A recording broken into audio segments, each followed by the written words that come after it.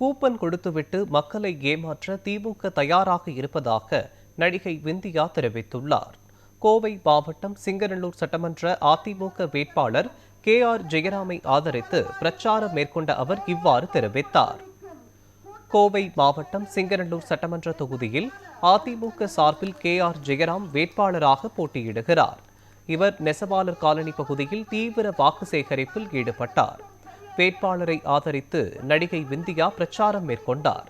அப்போது மக்கள் மத்தியில் பேசிய நடிகை விந்தியா, மக்களை ஏமாற்றுவதற்காக டிசைனாக ஐடியாக்களுடன் திமுகவினர் வருகின்றனர் என விமர்சித்தார். ஆட்சிக்கு வரும் முன்பு அனைத்து மகளிருக்கும் மகளிர் உரிமை தொகை 1000 ரூபாய் கொடுப்பதாக கூறிய ஸ்டாலின், ஆட்சிக்கு வந்ததும் தகுதி உள்ள பெண்களுக்கு மட்டுமே வழங்கப்படும் என்று கூறினார். இம்முறை கூப்பன் தருவதாக கூறி ஏமாற்ற தயாராக உள்ளனர். ஆனால் கூப்பன் கொடுத்துவிட்டு கூப்பனின் கண்டிஷன்கள் என்று பலவற்றை குறிப்பிடுவார்கள். யாரும் ஏமாந்து விடாதீர்கள் எனவும் விமர்சித்தார்.